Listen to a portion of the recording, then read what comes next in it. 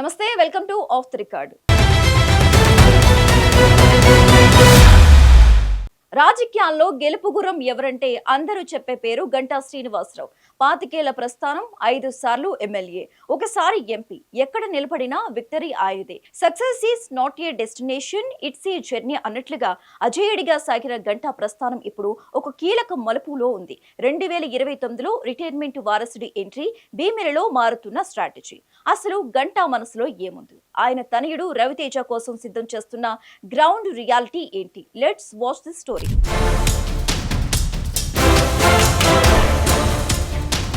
ఆంధ్రప్రదేశ్ రాజకీయాల్లో గంటా శ్రీనివాసరావు ఒక unstoppable force. 1999లో రాజకీయ అరంగేట్రం చేసినప్పటి నుండి నేటి వరకు ఆయన వెనక్కి తిరిగి చూసుకోలేదు.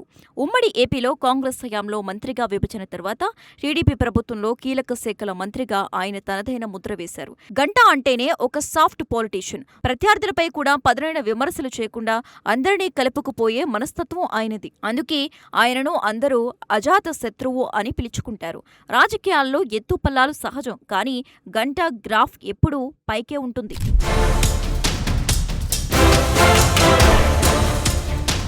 పదవి లేకపోయినా ప్రజాబలమే ఆయుధం. 2024 ఎన్నికల్లో భీమిలి నుంచి రెండోసారి ఘన విజయం సాధించిన గంటా ప్రస్తుతం కేవలం ఎమ్మెల్యేగానే కొనసాగుతున్నారు. సామాజిక మరియు ప్రాంతీయ సమీకరణాల వల్ల ఈసారి మంత్రి పదవి దక్కకపోయినా ఆయనలో ఎక్కడా నిరుత్సాహం కనిపించడం లేదు. సాధారణంగా గంటా గెలిచిన తరువాత నియోజకవర్గంలో తక్కువగా కనిపిస్తారని టాక్ గతంలో ఉండేది. కానీ ఈ టర్మ్లో సీన్ రివర్స్ అయింది. ఆయన ప్రతిరోజు ప్రజల మధ్య ఉంటున్నారు. దీనికి నిదర్శనమే 2026 నూతన సంవత్సర వేడుకలు. విశాఖలోని ఆయన నివాసం భీమిలి కార్యకర్తలతో, నేతలతో కిక్కిరిసిపోయింది. ఆయన పబ్లిక్ కనెక్టివిటీ ఇప్పుడు టాక్ ఆఫ్ ది టౌన్ గా మారింది.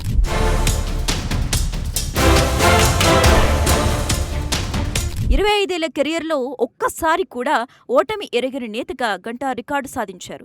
2029లో రాజకీయ విరామం ప్రకటించాలని గంటా నిర్ణయించుకున్నట్లు తెలుస్తోంది.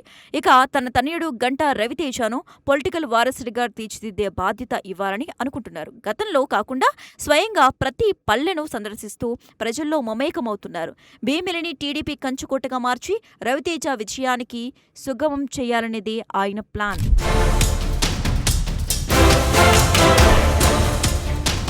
గత నెలలో జరిగిన పుట్టినరోజు వేడుకల్లో గంటా తన మనసులో మాటను బయటపెట్టారు.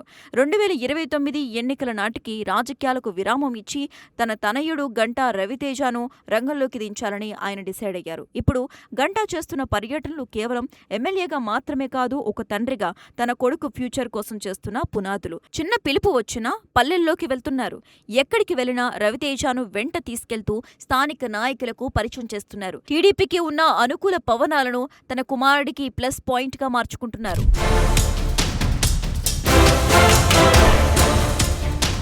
గతంలో గంటా శ్రీనివాసరావుపై ఒక విమర్శ ఉండేది. ఆయన నియోజకవర్గానికి అందుబాటులో ఉండరని, తన ప్రతినిధుల ద్వారానే పనులు చేయిస్తారని.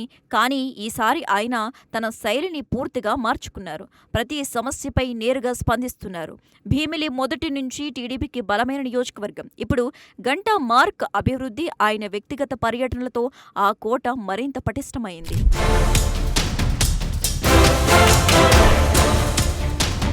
ఎవరైనా సరే అక్కడ గంటా బ్రాండ్ ముందు నిలవటం కష్టమనే అభిప్రాయం రాజకీయ విశ్లేషకుల్లో వ్యక్తమవుతోంది. 2029లో గంటా రవితేజను అసెంబ్లీకి పంపటమే లక్ష్యంగా ఇప్పుడు భీమిలిలో పసుపు జెండా రెపరెపలాడుతోంది. చాణక్యుడు లాంటి వ్యూహాలు, అజాతశత్రువు వంటి వ్యక్తిత్వం గంటా శ్రీనివాసరావు రాజకీయ ప్రస్థానంలో ఇవి మెయిన్ పిల్లర్స్ అని చెప్పుకోవాలి. తన రాజకీయ ఇన్నింగ్స్ చివరి అంకంలో తనయుడిని గెలిపించి ఒక గొప్ప లెగసీని వదిలి వెళ్లాలని ఆయన చూస్తున్నారు.